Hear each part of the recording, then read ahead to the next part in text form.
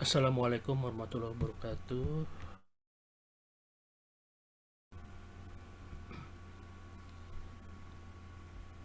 Assalamualaikum warahmatullahi wabarakatuh. Selamat malam untuk teman-teman yang saat ini uh, sudah hadir dalam sesi sajian kasus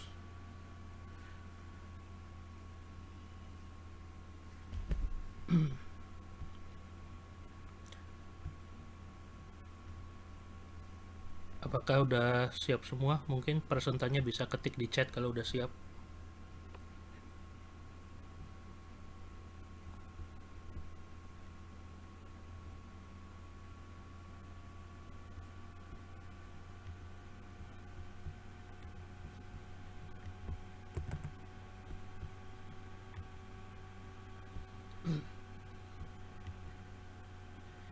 Ya, untuk menyingkat waktu mungkin bisa segera dimulai. Waktu dan layar saya Baik, persilakan.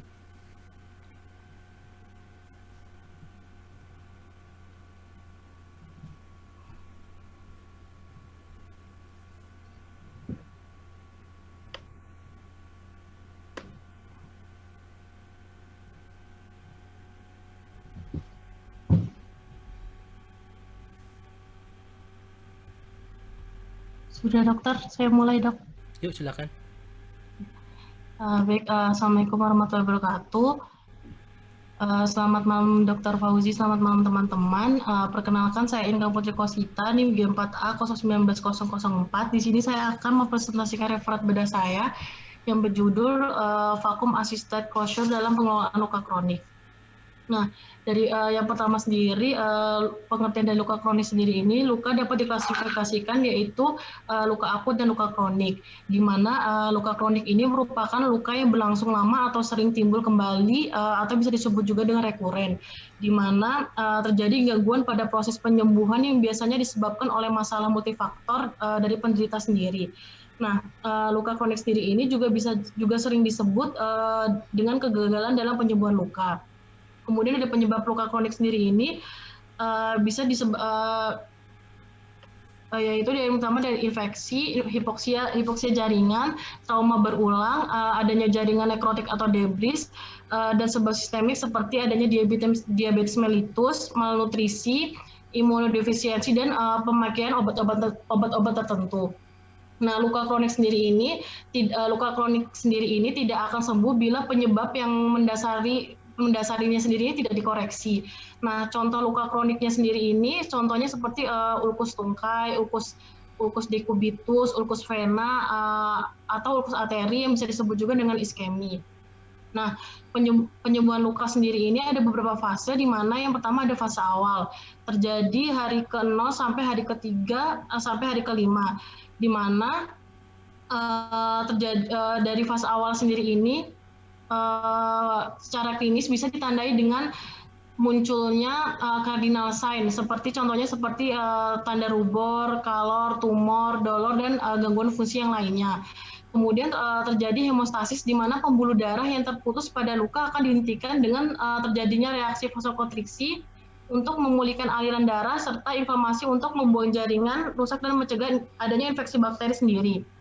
Kemudian fase yang kedua yaitu fase intermediate, di mana fase intermediate sendiri ini bisa ditandai dengan munculnya fibroblast. Nah, kemudian bisa juga terjadi proliferasi sel mesenkim, epitelisasi, dan angiogenesis. Dan pada fase ini juga bisa terjadi kontraksi luka dan sintesis kolagen. Kemudian yang selanjutnya ada fase yang ketiga yaitu remodeling, di mana fase ini dimulai dari hari ke-21 hingga 1 tahun, di mana pembentuk kolagen akan mulai menurun dan stabil. Kemudian bisa juga didasari pergantian dari kolagen tipe 3 ke tipe 3 dan menjadi kolagen tipe 1. Kemudian terjadi juga adanya peningkatan kekuatan terjadi secara signifikan pada minggu ketiga hingga minggu ke-6 setelah terjadinya luka. Kemudian dari etiologinya sendiri ini, yang etiologi dari luka kronik sendiri ini, yang pertama ini bisa terjadi karena adanya sirkulasi yang buruk, kemudian neuropati, adanya kesulitan bergerak, usia tua, dan adanya bisa juga terjadi karena penyakit sistemik dan trauma. Nah, dari etiologi faktor utama luka kronisnya sendiri ini bisa menyebabkan dari iskemi, kemudian adanya cedera repervasi dan adanya kolonisasi bakteri.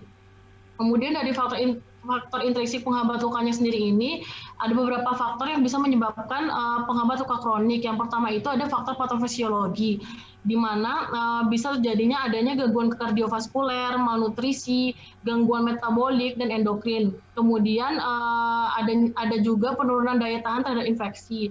Kemudian faktor usia juga menyebabkan adanya penghambat luka kronik. Kemudian selanjutnya yaitu adalah kondisi lokal yang merugikan. Contohnya seperti terjadinya eksodus berlebih, dehidrasi, infeksi luka, trauma kambuhan, kemudian edem, hipoksia lokal, jaringan nekrotik, produk metabolik yang berlebihan, dan adanya benda asing.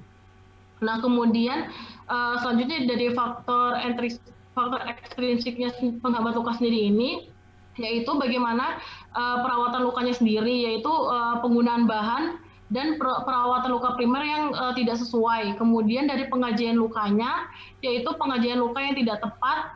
Kemudian dari penggantian balutan yang saat penggantian balutannya ini tidak sesuai dengan teknik yang baik. Kemudian dari negative pressure wound therapy NPWT atau vacuum asset closure-nya sendiri ini, aplikasi vacuum asset closure sendiri ini merupakan menggunakan opal cell foam steril dari bahan yang disebut poliureten, di mana permukaan superficialnya ini diisolasi dengan pembungkus adesif. Kemudian diberikan tekanan subatmosfer melalui suction tube pada luka tersebut. Nah, metode ini dengan menempatkan luka pada ruang tertutup bertekanan negatif sehingga dapat membersihkan cairan luka yang berlebihan dan bakteri penyebab infeksi lainnya.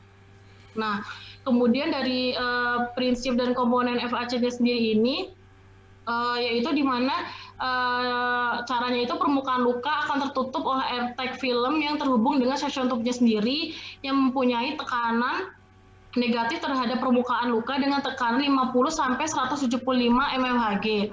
Nah, cairan yang di suction sendiri ini akan dikumpulkan dalam sebuah kontainer pada kontrol unit dari alat tersebut, seperti itu. Kemudian dari faktor yang mendasari mekanisme tekniknya sendiri ini, yang pertama itu adanya pembuangan cairan intersisil yang berlebihan, kemudian adanya peningkatan vaskularisasi dan penurunan kolonisasi bakteri.